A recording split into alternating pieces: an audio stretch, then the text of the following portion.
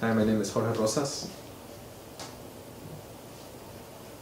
We live in a fast-moving society where things become obsolete in an instant, where history can be forgotten.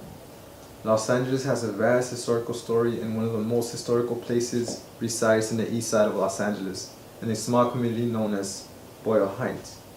The Breed Street Stroll in Boyle Heights embodies the historic and diverse story of Los Angeles, but now it sits in ruins, and yet it's still considered a landmark in Los Angeles history, and it should be reopened and used as a community center. Briefly, in my speech, I will talk about the history of the show in Boyle Heights, the landmark in Los Angeles, and the renovation talk that among people in Los Angeles. Around the 1920s, around 70,000 Jewish European immigrants immigrated to the United States onto the east side of Los Angeles, where already different ethnic groups occupied the space, and this included Japanese, Moluccan Russians, African Americans, and Mexican Americans. And in an article from KCET entitled "The Shifting Cultural of the Multiracial Boyle Heights," stated that even in the mid 1930s, at least 35,000 of them were still Jewish. And because of this, their Yiddish culture, their Yiddish style, and their Yiddish culture permeated in Boyle Heights community. And quickly they began to open up shops, meat markets, stores, and any of that sort. But it wasn't until 1923, in the Congressional Talmud Torah of Los Angeles, or the Breed Street Shoal as it's mostly known as, was built. It was one of the very first synagogues in California, and it was the biggest synagogue in west of the United States. It could hold up to 1,100 people, and it was actually nicknamed the Queen of the Shoals because of the size of the building. But what was most intriguing and most interesting about the show was how it drew people together. In this multiracial community, where blacks, Mexicans, Russians, and Japanese were actually living in harmony and peace, you could say. Because after the services were conducted, people will go out and eat and shop, and will have a very peaceful environment. But however, after the World War II ended, many changes happened to the community, and it wasn't many of the Jewish inhabitants actually left Boyle Heights to other places of Los Angeles like Glendale and in any other cities as well. And it wasn't until 1996 where the last service was conducted.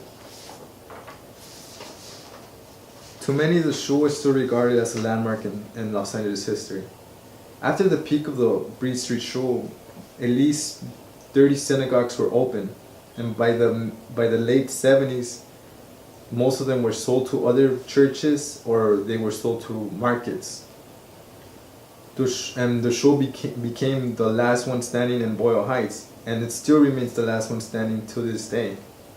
In an article from the LA Times entitled "The Trip of LA Promotes White House Drive to Save Key Landmarks," the first then lady, Hillary Clinton, in her Save America campaign stated that the show and the work we are doing together to preserve it for future generations is an important statement.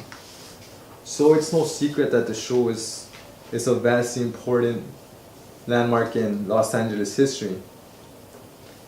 And in the late 1990s, the debate between preservationists and those who wanted the show to be destroyed arose. And eventually it was the preservationists who won, and the city of Los Angeles turned the property over to the JHS, or the Jewish Historical Society. And over the last 2 decades, many groups have tried to generate money and funding for the show so it could reopen and meet safety regulations. And in the Jewish Journal, entitled "On the renewal of the show gets multi-purpose life," a group known as the Breed Street Show Project began to make the show relevant again, and actually brought in funding and money to the show. But however, many of that money has been set back, and they haven't actually had their plan to be implemented fully in modern time. In conclusion, the show is a part of Los Angeles and forever will be. The fact that it sits in ruins is a disgrace. I am not a religious person at any aspect of my life, but in this society where gentrification is fast occurring, especially within the Boyle Heights community, where new mixed income structures are being built at a blink of an eye, the show can perish. Therefore, I am a strong believer of preserving culture, history, and integrity this community holds. And we need to begin by preserving the show first.